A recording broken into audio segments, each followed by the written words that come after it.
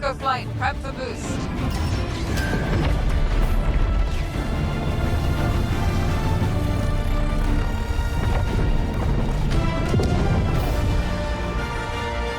Squadron 42 is a narrative, single-player, cinematic, military space opera that acts as the single-player counterpart to Star Citizen.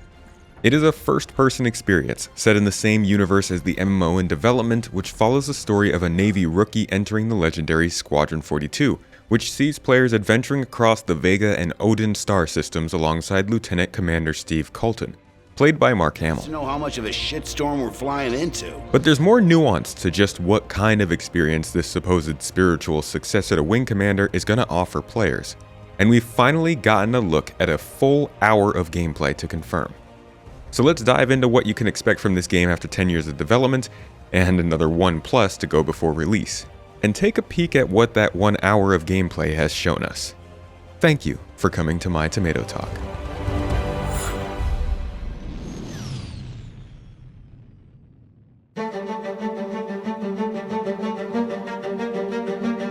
Squadron 42 is where most of the effort in the Star Citizen project has been going for quite some time.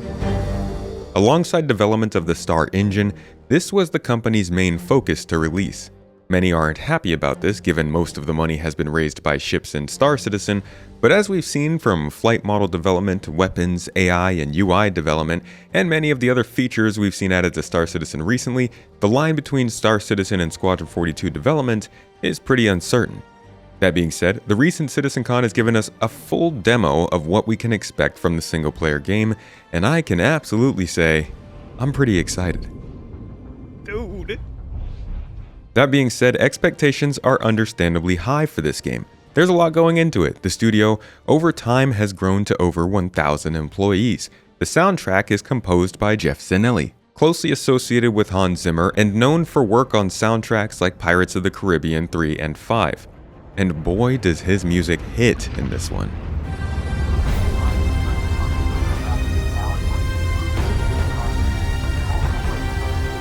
Scimitar, reposition for heading 038. Copy that, adjusting heading now. The cast doesn't stop at Mark Hamill either. You've got big roles voiced and acted by Mark Strong, John Rhys-Davies, Gillian Anderson, Gary Oldman, Henry Cavill, Sophie Wu, Rona Mitra, Liam Cunningham, and more. Oh yeah, and Andy Serkis as an alien. It's a massive production, with a lot of effort put into building a cinematic experience. Hell, the prologue itself has a 13-minute cutscene that basically feels like a cut from a high-budget movie, featuring Henry Cavill, Gillian Anderson, and Gary Oldman.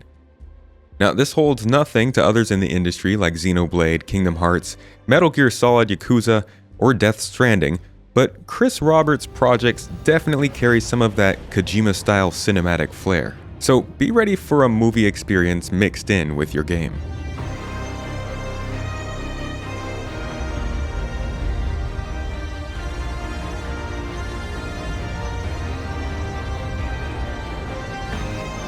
And that's what you should mainly expect from this game, a cinematic experience.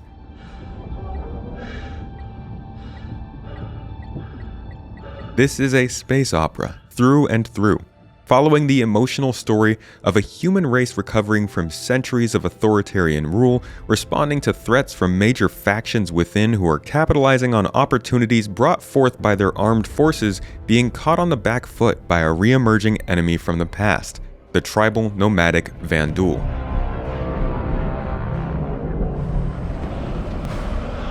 Who do actually have an entire language developed for them that you can learn if you'd like to. It's a story of struggle, loss, and pain. A fight against terrible odds, and an introduction to a fairly bleak time for humanity that sets players up for what they might see remnants of in Star Citizen. And while the Star Citizen universe continues onwards every year, 930 years in the future, the events of Squadron 42 actually occur in 2945, approximately 9 years ago in lore, when the game was originally meant to launch. We'll talk a bit more about that and the delays this game has seen later on. But that means things will actually be a bit different from what Star Citizen players may expect, As an example, the Polaris subcapital class ship was placed into production because of the events from this game, even though it's launching in-game in Star Citizen in less than a month, so you won't actually see it in the big battles. But Squadron 42 isn't just about the spaceships. It is a space game though, very focused on presenting space in a scientific but also fantastical manner. It strikes somewhere between Star Wars and The Expanse. You won't be seeing space magic and manipulations of the Force in the vein of Mass Effect or Star Wars games, but you shouldn't expect the hard physics of long-distance space battle like you would from the Rocinante. You should also expect to step out of the spaceship. There will be many platforming and puzzle-based scenarios where you'll have to use your wits, your tractor beam, your cutting tool, and your salvage tool to get around obstacles. There are stealth elements, first-person shooter scenarios, moments of intrigue and mystery, and areas that encourage exploration. You'll have a central base in the capital ships that you call home, which will feature fully scheduled NPCs that move about their day, taking care of tasks, getting into conversations, and looking to share time with you, similar to what you might see in a Red Dead Redemption 2.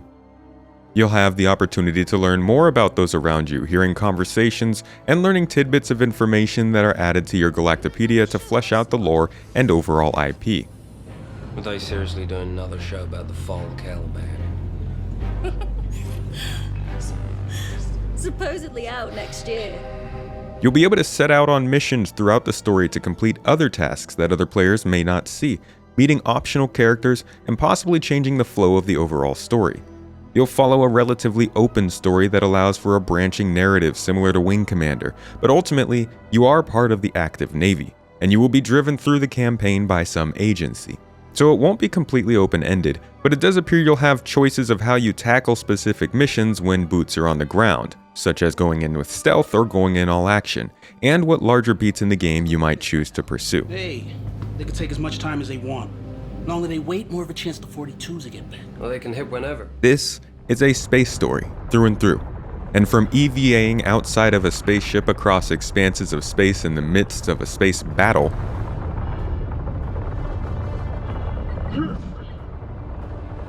taking part in large-scale ship conflicts,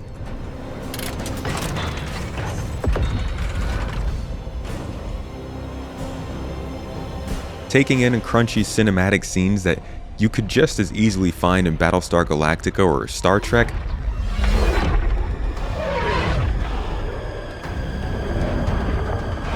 flying through a derelict pirate space base, and boarding ancient alien vessels, I think most sci-fi fans are going to find something to enjoy in this game.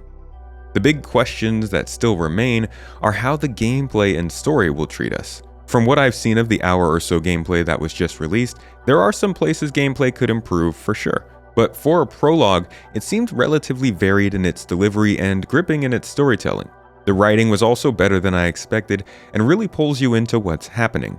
If you want to know more about my overall feelings on the hour-long gameplay, I'll be going into a ton of depth reviewing it on my livestream later this week, which will be posted as a deep dive on my second channel, along with my initial reactions to watching it live at CitizenCon, already published on that same channel. Star Citizen's gameplay is still decidedly basic, as much of the effort has just been going into adding alpha implementations of features. But what we've seen from Squadron 42 so far shows much more polish and thoughtful presentation in how things work. Sure, the shooting elements aren't rivaling the best in the series, but I think they make do. It does come off similar to other space opera type games we've seen before, but it's distinct, and clearly the amount of tech that has gone into building the game out allows for some unique gameplay experiences alongside the cinematic ones. I'm seeing signs of gameplay that rivals that of some more interesting similar games like Halo, Starfield, Outer Wilds, Dead Space, and Alien Isolation, in their own respective strengths, of course. None of these games will be like Squadron, but they all contain elements that Squadron 42 could learn from and be compared to. And I think if the gameplay can match the clear cinematic prowess we've seen, we are in for a treat.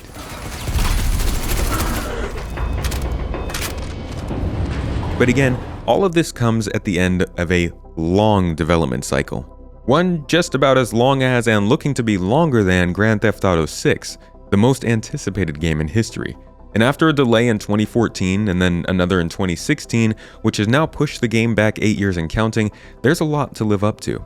And with the newly announced release date of 2026, we will see another CitizenCon pass and maybe even 2 more CitizenCons pass before the game is actually in our hands, and that's if it's not delayed again. While the prologue had a few issues, it looked to perform pretty well, but we don't know how the rest of the game is doing. Despite a supposed feature-complete state last year, there's still plenty of time until the studio believes this is ready for release. And for a lot of players, that's disappointing on top of the time they've already waited, but even more so disappointing because Star Citizen's development continues to be hampered by Squadron 42's focus. But if there's anything that could ruin this game, it's a bad launch after all this time. So I do really hope they take what time they need in order to launch this game as it deserves to be, because from what we're seeing, if it launches smoothly, this could be a real hit for them, especially as their first game. For many, I don't think Squadron 42 will ever meet expectations, but I am hopeful it'll be a good game, and a good opportunity to show the world that CIG can build a good game.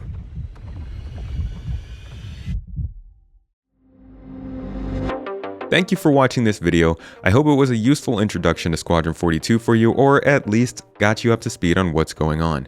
I have a lot more to say about this game and will be covering its progress up until release here and more in depth on my second channel. If you're interested in more news surrounding this game and Star Citizen as we approach release in the coming years, you can subscribe here for weekly videos, Q&A live streams, and gameplay on those same streams and on my third channel, Space Tomato Plays. There's also Space Tomato 2, where I just finished reviewing the entirety of CitizenCon with my friend Casa Black Gaming on my latest podcast episode, and will continue to do so through deep dives and other podcast episodes over the next couple weeks. In fact, my next episode will be with Luke Stevens, giving me more of a perspective from outside the Star Citizen community. Anyways, I hope you learned something new in this video, and I'll catch you in the next.